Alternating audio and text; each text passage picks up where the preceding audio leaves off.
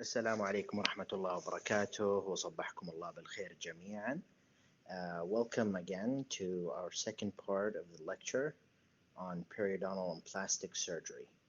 So today we're going to continue what we previously discussed, and we're going to start off by talking about connective tissue graft. But in order to start, I just want to quickly review our previous slide on free gingival graft. So if you remember, this slide basically shows a cross section of the tissue harvested from the palatal donor site.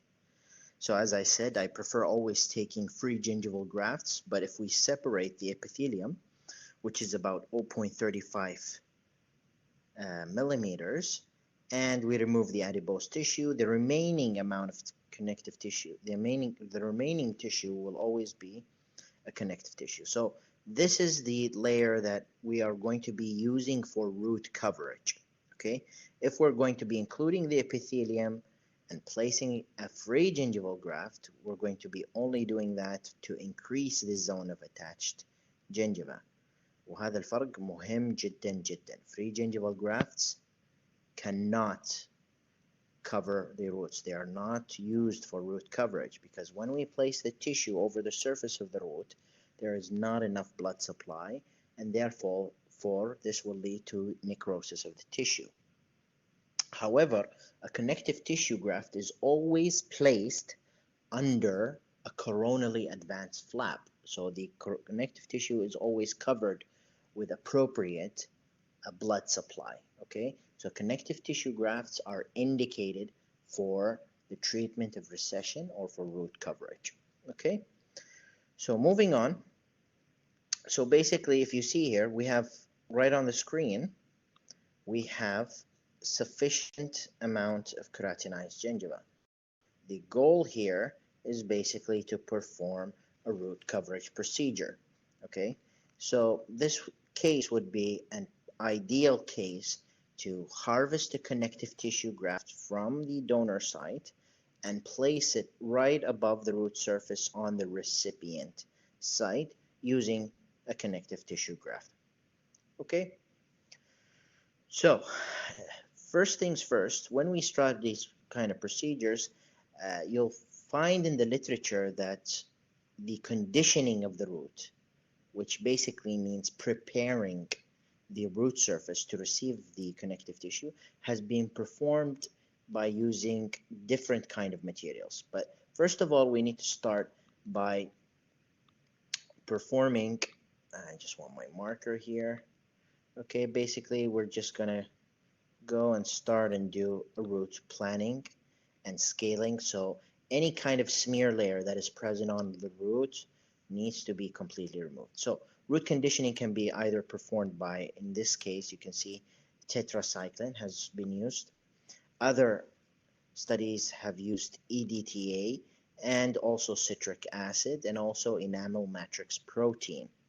Okay, enamel matrix protein systematic reviews showed that it basically has no effect, and also the effect of conditioning the root in general will statistically improve root coverage, but that doesn't necessarily mean that root coverage will improve clinically. So we have to look at the literature with a critical understanding. Is there any added value or clinical value from adding the root? So far, the science says no. It is statistically significant, but the effect clinically is not that much. So in theory, conditioning the root will basically remove the smear layer, okay, expose the collagen fibers and open the dentinal tubules on the root surface. Some studies suggest that it might increase fibroblast proliferation and enhance cell attachment, which overall might lead to improved healing. Okay, but we always have to look at the history, the classic literature, and look at the statistics, the sample size, to see if there is any added value of using these techniques. Okay, so basically the advantages of connective tissue graft, as we said, we already have sufficient amount of gingiva, but because we're placing a keratinized connective tissue under the flap, we're going to increase the amount of keratinized gingiva even more, okay? One of the other advantages is because we're basically placing the connective tissue and covering it with a flap, just like, you know, a toast, okay? We're going to have blood supply covering it from the top, and also blood supply from the bottom. So the graft is going to be very well nourished when placed over the root surface, okay? Now, the disadvantages of the techniques, it's technically demanding. I've been doing this for almost 10 years now, and it still takes a lot of time to perform these procedures very well. They look very easy in the photographs, but when you're dealing with a single site, multiple sites, and thin biotype, you know, preparing a partial thickness flap and suturing your connective tissue graft in place and then the flap over it, these techniques require patience, they may require technical skills, and they usually take a lot of time. Okay, another benefit of using a connective tissue graft, it's not going to form a scar like a free gingival graft. Okay, so it's very nice and it gives you very good color and aesthetic blending within the tissues itself. And also, if we leave a little bit of exposed above the coronal and advanced flap, it's not going to face a big problem, okay? There's basically little exposure of the donor site after harvesting the graft, so there's always rapid healing and less discomfort post-operatively. Okay, so basically, how do we start the technique? Okay, we're going to, by looking at this picture, we're going to always start by scaling, root planning, removing the smear layer, maybe adding some form of material to condition the root, and then we start intrasulcularly by a partial thickness flap to release the tissue very gently. We can also include our papillas within the flap. So if you notice, this is an envelope flap. There's no vertical releasing incisions. I personally like this technique.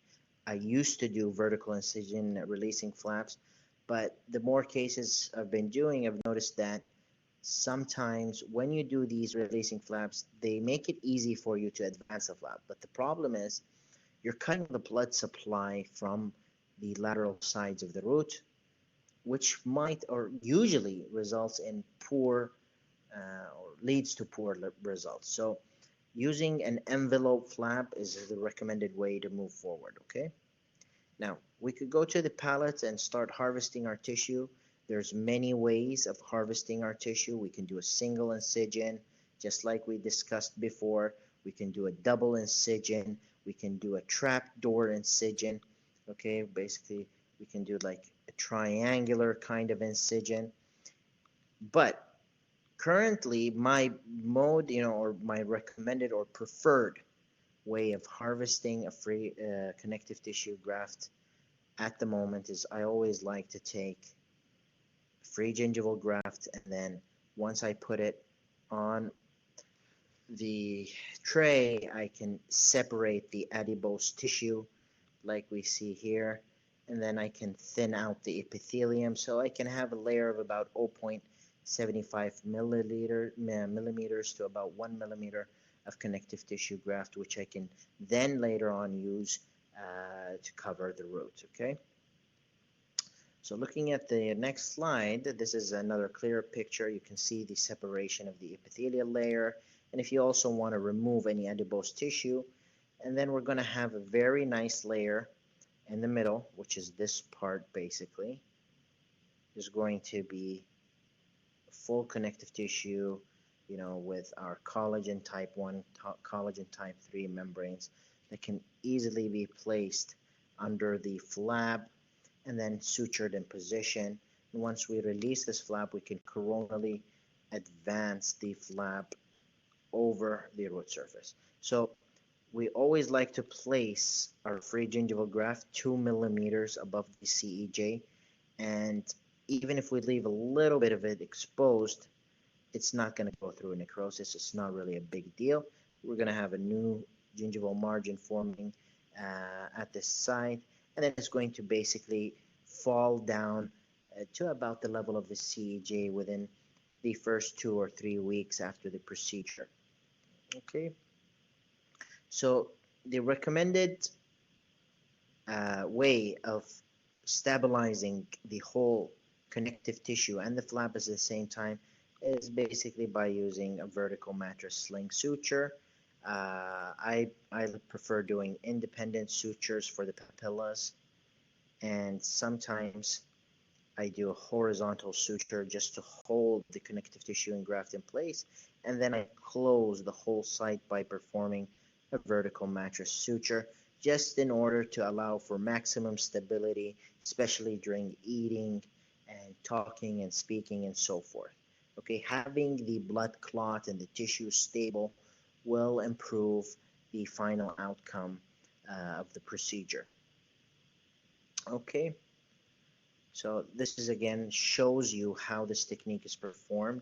The best way to see this is actually through a demonstration on the model, so it makes sense, but these pictures try to show how the vertical mattress sling is performed. Okay, so as you can see, the connective tissue graft is placed in position, and then we start with our suturing and stabilization. Okay, and if you notice here, a small area of connective tissue can be left exposed if we cannot coronally advance the flap itself very comfortably. So leaving it as it is will also give you a good result. Okay. So we can see here the case before and after. We have significant improving of the coverage of the root.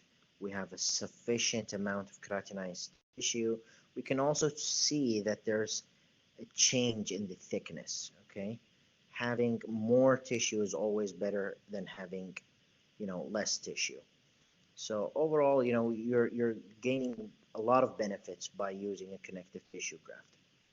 Okay, here's another example, but the root coverage procedure can also be performed before we replace the crown itself. You can see there's recession on tooth number 2-1 and more recession on tooth number 2-2 and also on our canine. Okay, so this is a procedure where we're going to use connective tissue to cover multiple sites of recession. Okay, and then once the tissue is within its normal limits, we can go ahead by removing this crown and replacing it with a temporary crown, waiting to heal, and then closing up this case.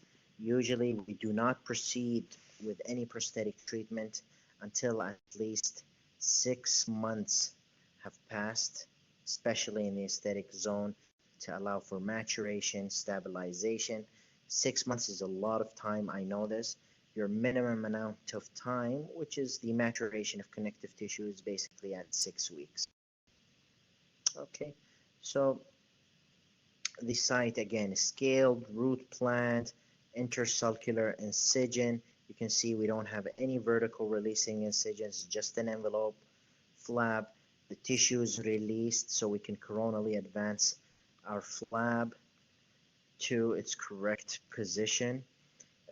In the palates, the connective tissue was harvested through a single incision. And you can see on the right, we have some sutures stabilizing our connective tissue in place, which is then going to be followed by coronally advancing the flap in position using a vertical mattress. And as you can see here, we have 10 days of healing. It doesn't really look perfect, okay, but we have to make sure that we reassure our patients, we reinforce oral hygiene, we have to make sure that the patient is brushing, there's no plaque development, because we don't want to see any kind of inflammation during the healing phase. And at 90 days, which is basically 3 months, we can see we have significant improvement, especially on the laterals, on the canines, and at this time it might be appropriate to go ahead and change the PFM crown onto one. Okay, so if we have multiple sites but the connective tissue is not sufficient enough, or there's not really enough available to harvest from the palatal donor site, or the patient prefers that they don't have a secondary surgical site within the oral cavity, we can use another product that is available in the market. Okay, you can see it's a very thin layer. It's an acellular dermal matrix. Okay, this comes from human skin, and it's completely, by saying acellular, it's completely devoid of cells and proteins. Okay, and usually we place this tissue in normal cell line 15 minutes before placing it under a flab. Okay, it contains some antibiotics to prevent any kind of infection during transplantation. So when do we use acellular matrix? Well, we can use it for single or multiple. We can use it to augment the ridge with soft tissue, and it can be also as an alternative to collagen membrane in guided tissue regeneration. So its benefit, it reduces the needs for palatal allografts like connective tissue. We can use it if our patient, for example, has a bilateral recession affecting the whole arch. One of its advantages, you can see the dimension is very consistent and provides excellent aesthetic results. But we have to be very careful. We cannot guarantee any formation, no keratinized gingiva, okay? So there is no guarantee we will have an increase in keratinized gingiva, or we can improve the color of the tissue itself. Main problem is it's a very costly material. Okay, in the market, you know, the price ranges from about 800 to about $1,200. Okay, so that's approximately, you know, between 3,000 to about 4,000 riyals, especially for the big ones. They're longer healing times, they're technique sensitive, and if they get infected, you know, it becomes a really, really big problem. We cannot leave it exposed like connective tissue. It needs to be totally placed under the flab to avoid, you know, having bacteria accumulate over it and cause an infection during healing. Okay. So basically, we're going to pass this. We're going to be talking about laterally. So we finished with the coronally advanced flab connective tissue, and we're going to be discussing what a lateral displaced pedicle flap. So pedicle basically means that the tissue is free, but it is attached at one site, so it's called a pedicle flap, and we receive blood supply from the pedicle. Okay, so when we say laterally displaced flap, we're actually preparing our flap and moving it laterally over the recession site. We have indications. Okay, in certain conditions, not every root can be treated with a laterally repositioned flap. We have to make sure we don't have interproximal defects, pocket formation, or bone loss. We need to make sure also we do not have an excessive or prominent root. Okay, so why? Because when you have a prominent root and you place the tissue over it, you're going to be stretching the tissue outwards, and this might lead to tension on the flap and might result in necrosis. Okay, and we also need at least 2 amount of keratinized gingiva is usually prepared at the end of the periodontal or sulcus. Okay, we don't want to injure the free gingival margin on the adjacent tooth itself. So if this criteria is available, laterally repositioned flap can be used. Studies show that this technique, only 60% of root coverage can be achieved, as compared to about 85% to 90% if you're going to be doing a coronally advanced flap and connective tissue, to 90% if you're going to be doing a coronally advanced flap and connective tissue flap. So the results are not the same, but it might be used in certain conditions, okay? Here's an example. We have a canine with about 2 or 3 millimeters of recession. This tooth is 2, 3. So the flap is extended. Here, unfortunately, the gingival margin was included within the flap. I don't recommend doing it this way, okay? You want to keep an intact gingival margin on the adjacent teeth to avoid any kind of recession. But you can see in the photo, it's done through a pedicle. It's attached to the tissue on top, and the whole flap is going to be moved right over the surface of the canine. We can do a flap alone, or we can place a connective tissue under the pedicle, which is basically going to improve our success rate to about 75 to about 80% root coverage, okay? Placing a connective tissue graft is always considered as the gold standard. We always like to, increase the amount and thickness of tissue that we have, since studies show that you will always receive a better aesthetic result, okay?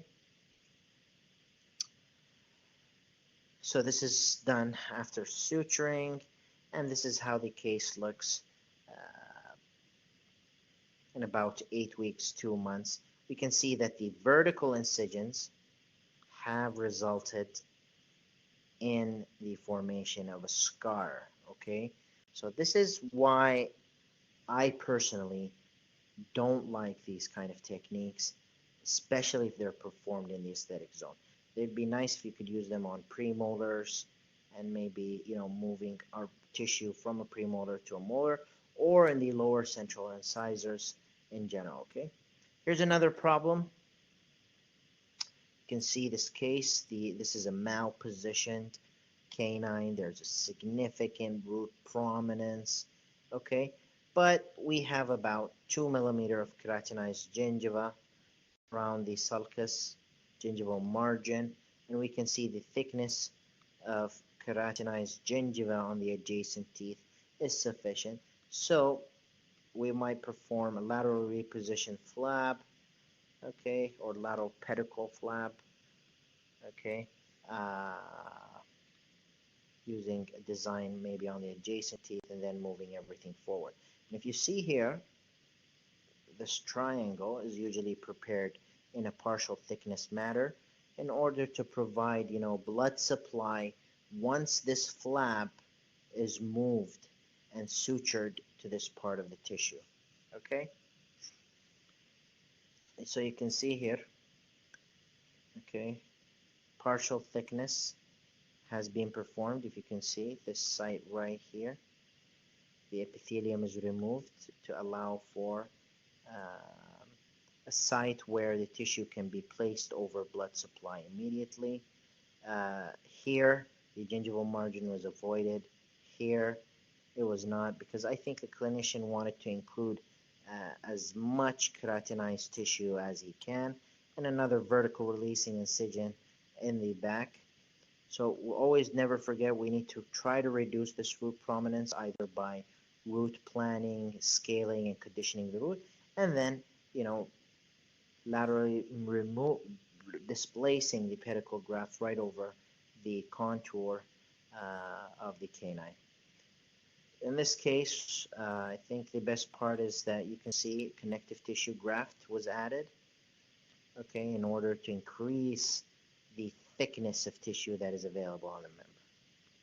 So this is how the case looks about 1 year later, okay, still considered as a good result, although in order to, make sure we have good stability in this site, I would have liked to see in this case, treated with some kind of orthodontic therapy, correcting the position of the premolars and also the position of the canine itself, to try to correct that rotation and take that whole root, this root, and try to place it within the bony housing itself.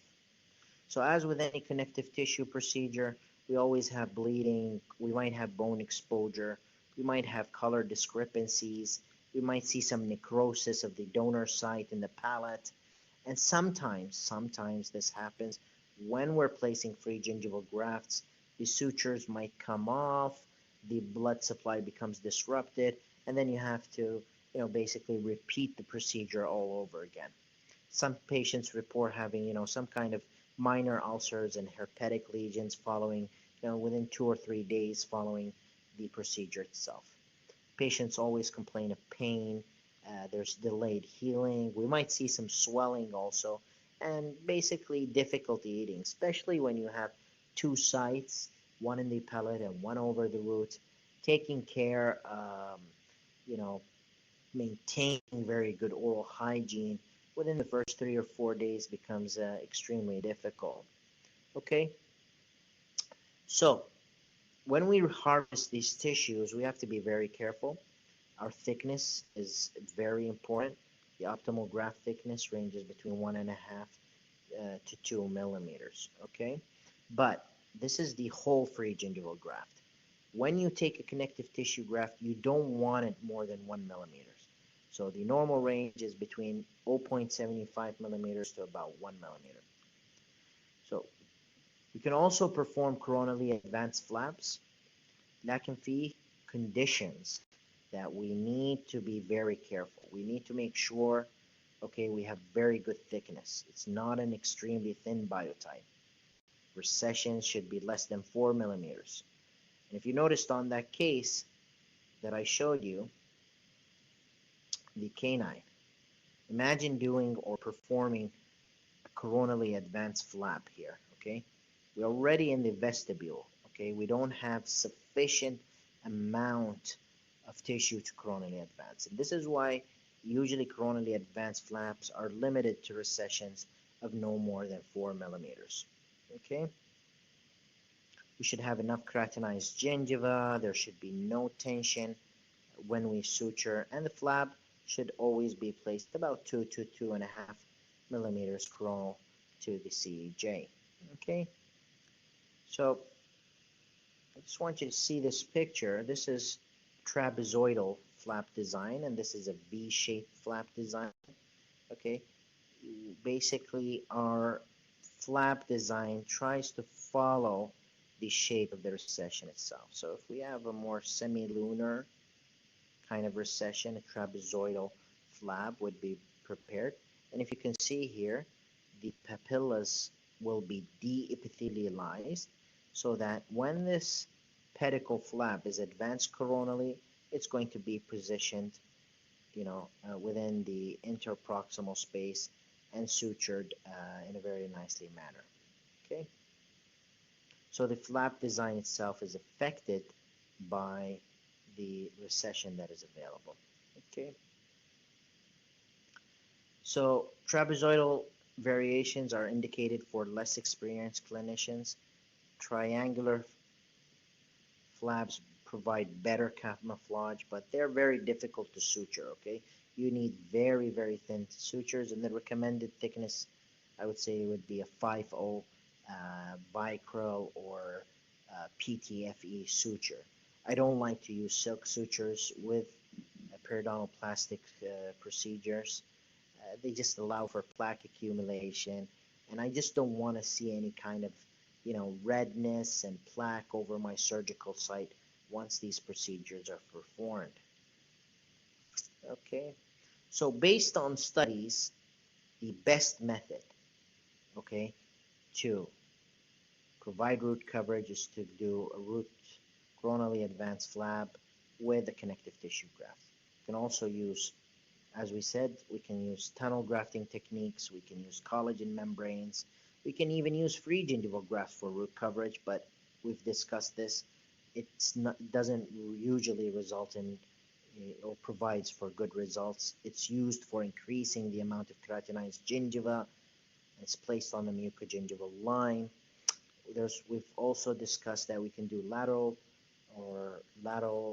pedicle flaps either alone or with connective tissue grafts, and we can use growth factors like enamel matrix derivative, but systematic reviews shows that it doesn't really provide added benefit clinically. can use a collagen matrix. And in patients who do not want, a second surgical site and have multiple or doesn't have enough, connective tissue in the palate, we can use an acellular dermal matrix. Okay, now we can also perform another type of technique that was first described by Tarnow in 1986, and it's called the semilunar coronally advanced flap. Okay, I'll show you how it looks like. You can see here we have a recession on tooth number 1-1. Okay, we have sufficient amount of keratinized gingiva. So another way of performing this is, we basically start by scaling, root planning, root conditioning of the root, and then a semi-lunar, على شكل هلال basically, is performed at the site of the mucogingival junction, and then we go using our periosteal elevators. We try to release all the way down to our flap, and if you notice here, the flap is relaxed and it has basically covered our recession without, with slight light downward pressure. The whole flap is going to be repositioned over the cemento-enamel junction of the tooth. This technique is very nice, especially in patients who have high smile lines, and we don't want to perform any kind of vertical incisions or open a flap involving multiple teeth and risking, maybe developing some kind of recession on the adjacent teeth. Okay.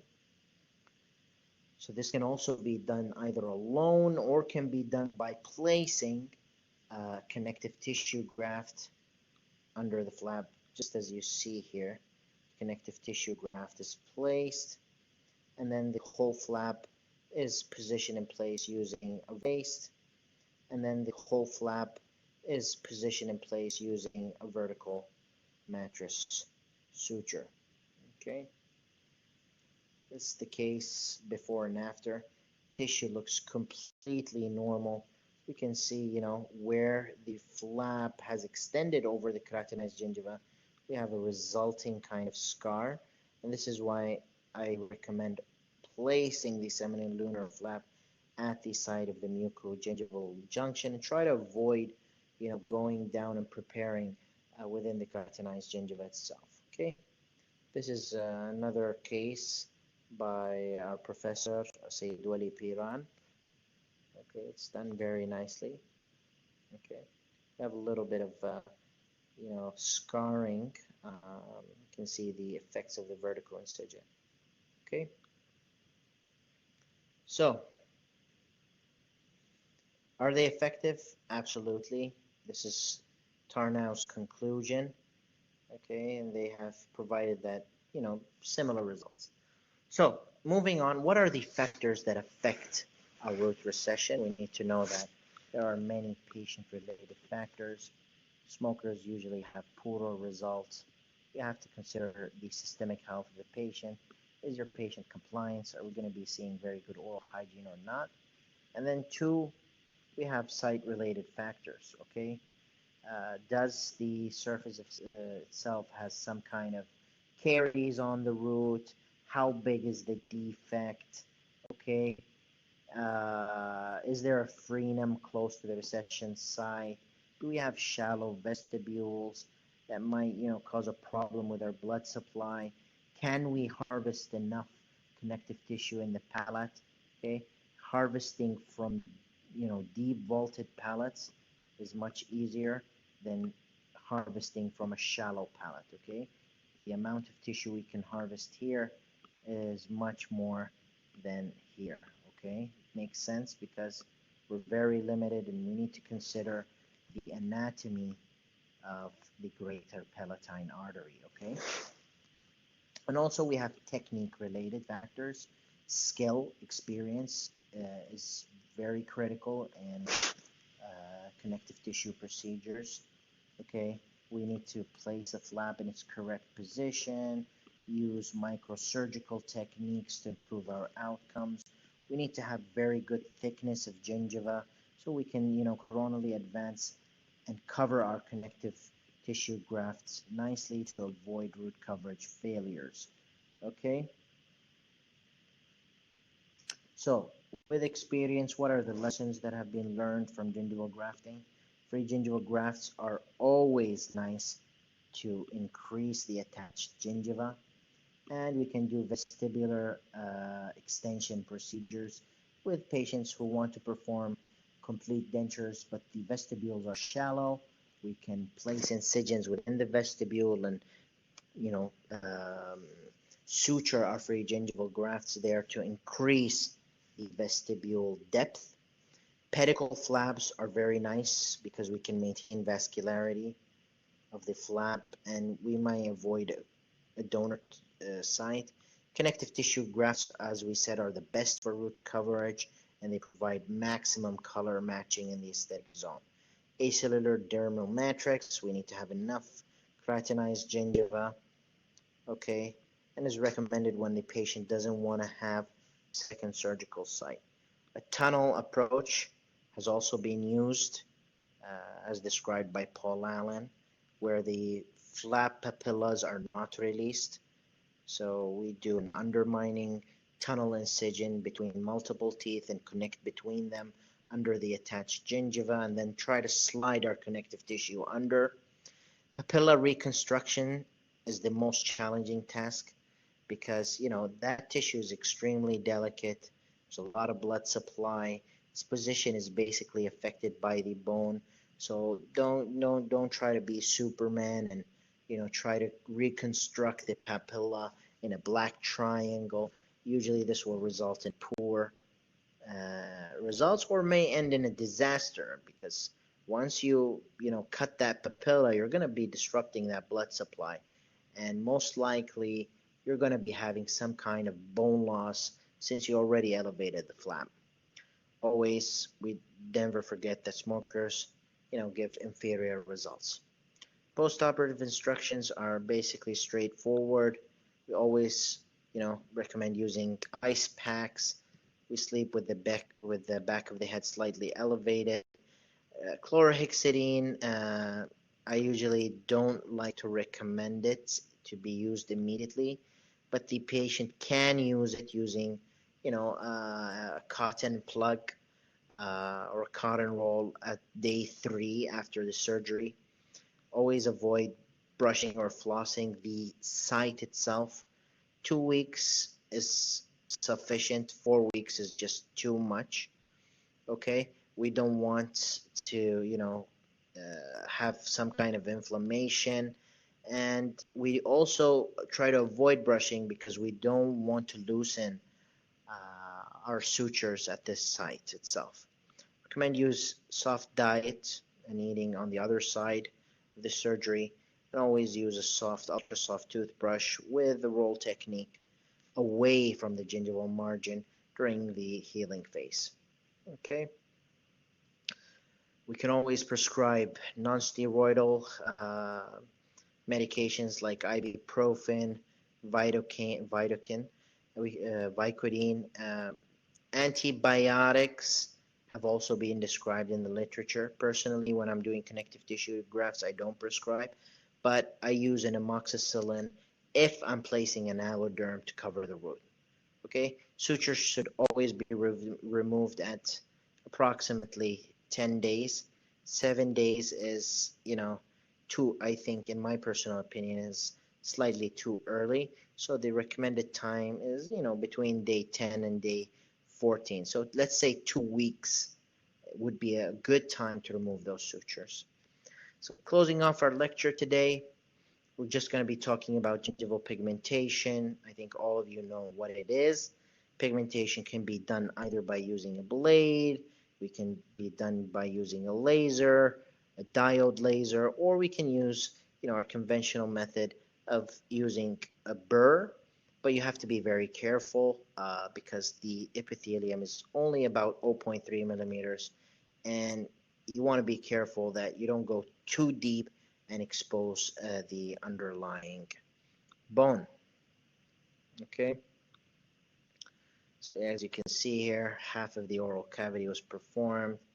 You know, this is usually, provides a very good result, but we need to understand that these things are not permanent, and we have to be having a very honest discussion with our patients that, we might see some spotting after 3 months, all the way up to 6 months, or may completely return back, within 1 year. Okay, so it's not really a permanent solution, but it significantly affects the aesthetics, and we see a lot of patients who become pleased when they see the final results. Okay, it's a very easy technique, but one of its complications is because we're removing the epithelium and exposing the connective tissue, we might see a lot of bleeding. Making sure that you have good hemostasis before your patient leaves is extremely important. Okay. Frenectomies are basically straightforward procedures where, this might be done due to either recession, or the orthodontist wants that freedom removed in order to prevent a relapse of the midline diastema during orthotherapy. So you can see you can either remove it with a blade. In this case, it was removed with a diode. Simple interrupted suture, which are removed about 1 week later. Okay, so thank you all for your attention, and I wish you guys all the best, and study hard, and congratulations on finishing this academic year. I hope I can see you next year, excited and energized, and all the best, inshallah.